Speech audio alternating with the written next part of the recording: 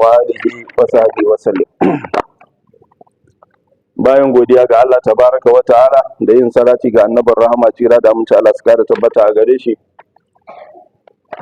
a hudubar mu yau ci gaba ne da huduba ta satin da ya gabata, wanda muka yi magana akan kyakkyawar ɗabi'a ta alƙana'a, shine wadatar zuci.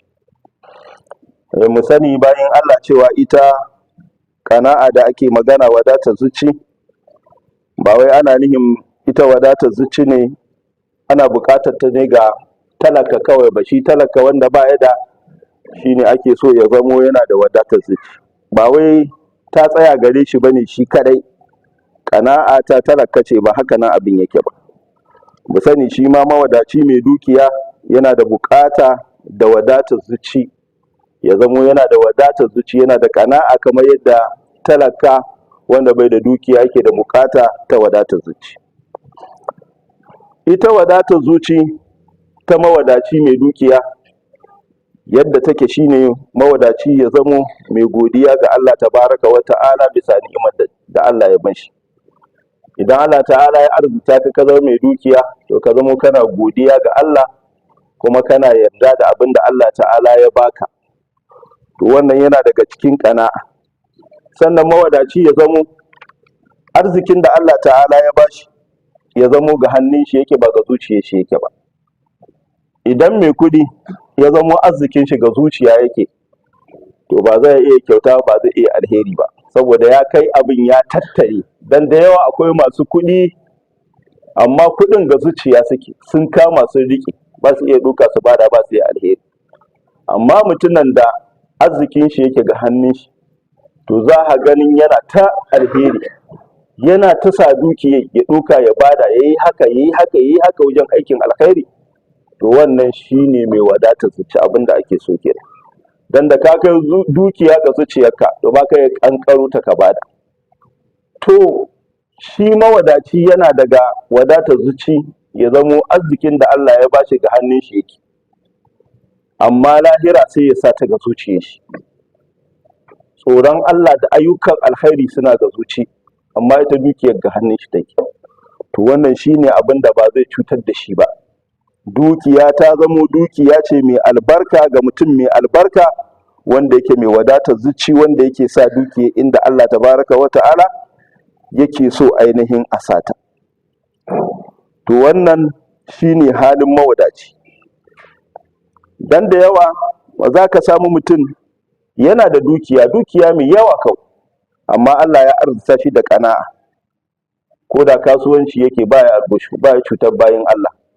Dan yana daga ƙana'a wadatar zuci, ya zamo ba kama mutane albushu, ba ka gama mutane tsohon abu da sabon abu, ba ka rage ma mutane abu wurin saidawa. Akwai wani ga kuɗin maɗuɗu, amma ɗan talaka zai ɗan sai wani abu kaɗan, amma sai ya cuci talaka. Ba wadatar zuci. Wani yana nan abu bai hina dala 30 ba, sai ya cuci talaka yan baka ko dala 3. Kaga ba wadatar zuci. To shi mai wadatar zuci shine wanda ba ya algushi cikin kasuwancin shi, ba ya cutar bayan Allah, ya san abin da Allah ya bashi, yana gode ma Allah.